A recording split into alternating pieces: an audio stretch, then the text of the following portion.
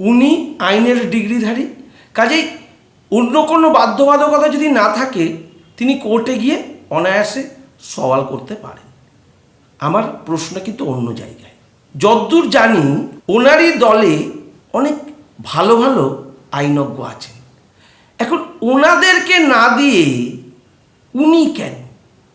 যতদূর জানি উনি তো সেইভাবে রেগুলার প্র্যাকটিসের মধ্যে নেইও, কিন্তু এনারা স্বনামধন্য, এনারা নিজের চেষ্টায় অনেক বড় বড় লড়াই, আইনি লড়াই জিতে এসেছেন।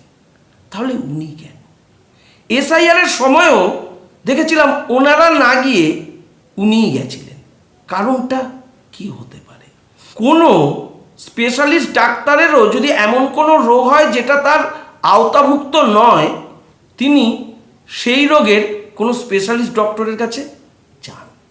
উনি আইনের জগতে তেমন কোনো স্বনামধন্য নামও নয়। তাহলে উনি কেন? কারণটা কি এটাই হতে পারে উনি সাধারণ মানুষকে কিছু একটা বোঝাতে চাইছেন যে দেখো তোমাদের জন্যে আমি নিজে মাঠে নেমে পড়েছি। এসআইআরের সময় যাদের নাম বাদ গেছিল তাদেরকে কি উনি এটাই বোঝাতে চেয়েছিলেন? এখনও তিনি ঠিক এটাই বোঝাতে চাইছেন, কিন্তু তাতে লাভ কি? এমন যদি হতো উনি যদি জেতার জন্যই নামতেন, তাহলে তো উনি এই স্বনামধন্য আইনজীবী যারা কোনো মতেই তার কথা ফেলতে পারবেন না তাদের রিক্রুট করতেন।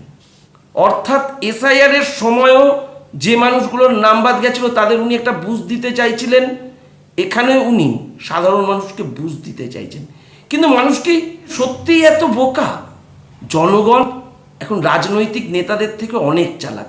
জনগণকে বোঝানো যদি এতই সোজা হতো তাহলে দীঘায় জগন্নাথ মন্দির করার পরেই হিন্দু ভোট পেতেন।